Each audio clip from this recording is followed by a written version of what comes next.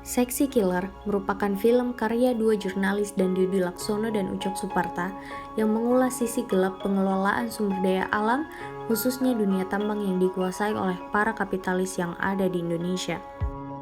Negeri yang kaya akan sumber daya alamnya, khususnya Kalimantan Timur, dikuasai oleh para kapitalis yang mengorbankan rakyat demi segelintir orang yang semakin menunjukkan secara nyata bagaimana kapitalisme menguasai negeri ini.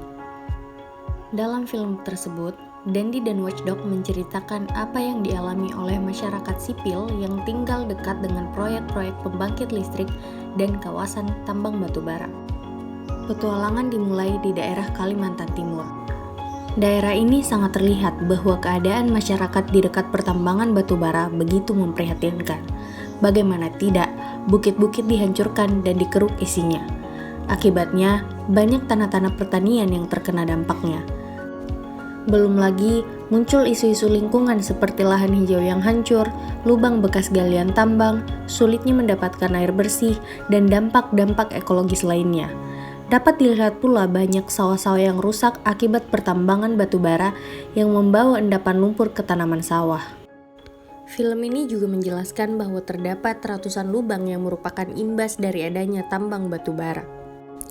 Terdapat berbagai lubang raksasa mirip danau yang seharusnya dilakukan reklamasi. Namun, perusahaan tampaknya kurang peduli akan permasalahan yang terjadi di sekitar bekas tambang batubara. Selain itu, Seksi Killers juga menunjukkan hal yang terjadi di sekitar PLTU, seperti air yang keruh untuk kebutuhan makan dan minum, orang yang tenggelam dan tewas di kubangan bekas galian tambang, bronkitis kronis, kanker stadium 4, sawah rakyat hilang diganti ladang pertambangan, rumah menjadi miring dan ambruk, terumbu karang hancur diterpa jangkar pengangkut batubara, dan nelayan yang tak lagi menjumpai ikan. Karl Marx adalah orang yang paling jeli melihat cara kerja ideologi dalam sistem kapitalisme. Menurut Marx, ideologi bekerja seperti kamera obskura yang dapat mendistorsi dan memutarbalikkan realitas. Dengan dalih kepentingan umum, kaum kapitalis akan meyakinkan kita bahwa energi batubara adalah satu-satunya energi yang paling ekonomis. Padahal, di balik ekonomisnya energi batubara, terdapat begitu banyak kerusakan lingkungan yang tidak diinternalisasi. Dalam teori kritis dijelaskan bahwa pada suatu masyarakat yang menganut sistem ekonomi kapitalis, penciptaan profit merupakan hal yang menjadi orientasi utama dalam mendorong terciptanya sebuah proses produksi dengan menekan kelas pekerja atau buruh oleh pemegang modal atau dalam hal ini ialah kaum kapitalis. Sehingga hal tersebut rentan melahirkan peluang bagi terciptanya sebuah sistem monopoli atau oligarki yang didominasi oleh para elit kapitalis.